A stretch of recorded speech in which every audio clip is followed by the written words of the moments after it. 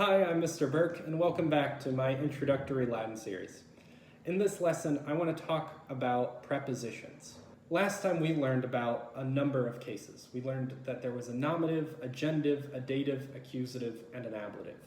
And we learned that the nominative corresponds to the subject of a sentence, and the accusative corresponds to the direct object of a sentence. Two ideas that are usually expressed in English with word order.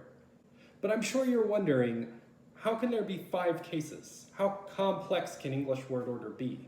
Well, those cases don't actually take the place of English word order. They help with something else. They help with English prepositions. English uses all sorts of prepositions in often confusing and nonsensical ways. Consider, I attack with the spear, but I die by the spear. In both cases, if you look at the verbs attack and die, the spear is the instrument, the tool used to carry it out. So why, in English, does one use with and one use by? Or consider temporal ideas in English. I'm going to meet you in a week on May 23rd at noon in the year 2030. Why are there 3 different prepositions to express 4 different temporal ideas? Why is it on May 23rd, but at 2:30? Latin simplifies this because it uses the word endings and the cases to cover a lot of ground that English covers in this nonsensical labyrinth of prepositions. English does this in one instance if you think of the preposition of, as in the book of my mother. I could also just say my mother's book, apostrophe s, to replace the preposition of. Latin just does this a lot more. What I'm about to tell you is a little bit of an oversimplification, but it's going to be useful for quite a while. If we look at our cases, nominative is going to correspond to the subject. Genitive is going to correspond to the preposition of. Dative is going to correspond to the prepositions to or for. Accusative is going to correspond to the direct object, so we won't use a preposition, we'll use word order. And ablative is going to correspond to the prepositions by or with. It can be a helpful exercise then to start translating Latin words with their endings absent of a larger context.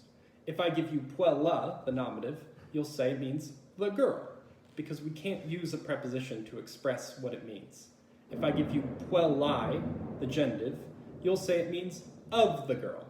If I give you puellae, the dative, you'll say it means to or for the girl.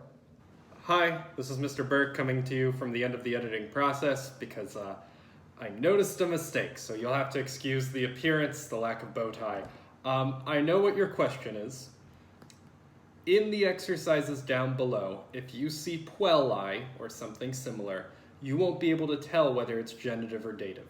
The word pattern we've learned right now, the first declension, doesn't distinguish between the genitive and dative in the singular.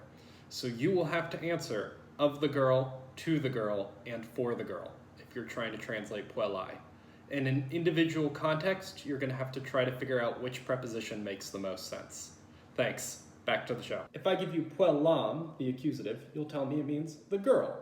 Again, we won't use a preposition because we need to use word order in a larger context to express the meaning of the accusative. And if I give you puella, the ablative, you'll tell me it means by the girl or with the girl.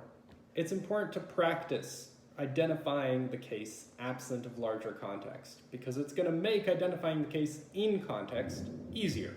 Thank you so much for joining me. Today we learned about the prepositions that correspond to the cases genitive, dative, and ablative. We also had a reminder that the nominative corresponds to the subject of a sentence and the accusative corresponds to the direct object of a sentence. Until next time, Wale!